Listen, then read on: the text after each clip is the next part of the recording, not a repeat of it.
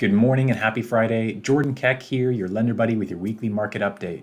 Kicking off interest rates, moving slightly sideways to a little bit higher after last week's federal rate cut on Wednesday. A lot of the reason for that is because rates had already been anticipating it. So once it actually happened, now they're kind of regaining their strength for hopefully another push lower. So rates moved from 6.17% to 6.21% this week. As far as weekly mortgage tip, I want to talk a little bit about escrow holdbacks.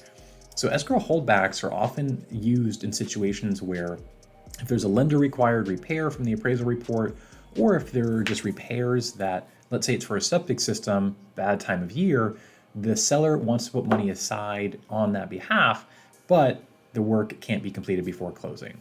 So there are two differences on this I want to make. One is lender required repairs and one is non-lender required repairs.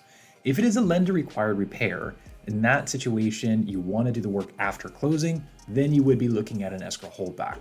Now, the tricky part on this is you need a lender to agree to it, and you need an escrow company who's willing to agree to it. And a lot of them aren't really willing to do that right now because it's the number one reason for lawsuits, and it's one of the lowest areas of revenue for them. So pairing those two things up can be tricky.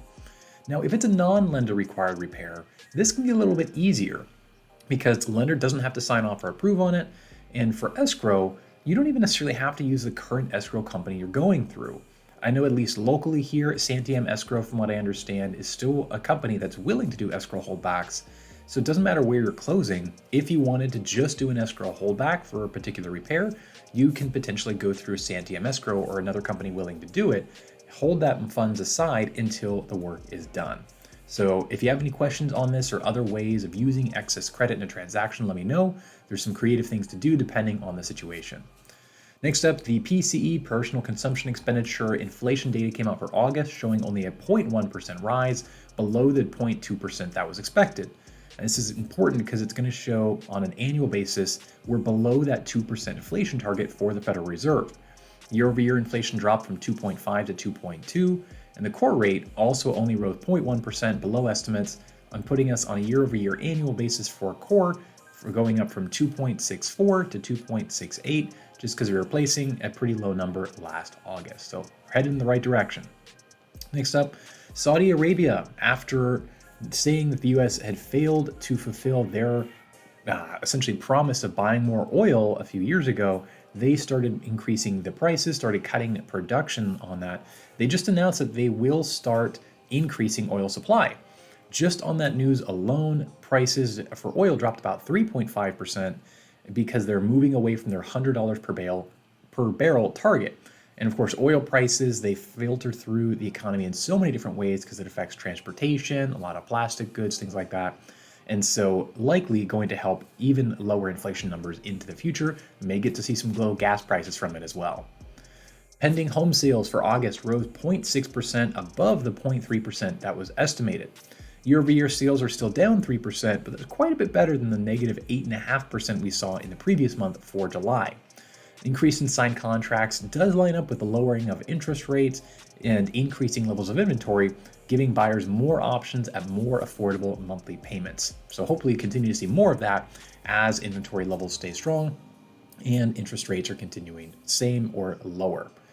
Next, the Mortgage Bankers Association reported that applications for refinances rose another 20% last week to be up 175% higher year over year.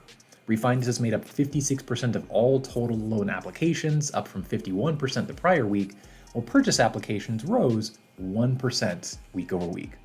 We're starting to see slowdown in some underwriting as well in turn times, and we might start to see some slowdowns in appraisal turn times as you have a lot of additional volume before companies really have had time to ramp up on any hiring. So again, make sure you're being aware of those turn times. We might start to see contracts pushed out a little bit, but again, wanted to give you a heads up before we really start to see any issues there. Right now, 30 days still fine. If it becomes more of an issue, might want to start adding an extra week or so.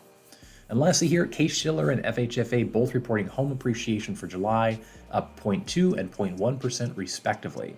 Shiller now is showing home values up 5% year over year, and FHA is up 4.5%, showing prices continue to stay strong throughout the US as a whole. Using the 20 city index, the biggest gains from that were from New York City, Las Vegas, and LA. Lowest gains were actually seen in Portland, but it still showed prices increasing rather than going negative across all cities. As always, hopefully this is helpful for you. If you're planning to make it to poker tonight, looking forward to it. It's going to be a great time, and of course Hawaiian themed, so wearing my shirt here ahead of time. So I will see you then. Have a fantastic weekend. We'll see you next week in October. Take care.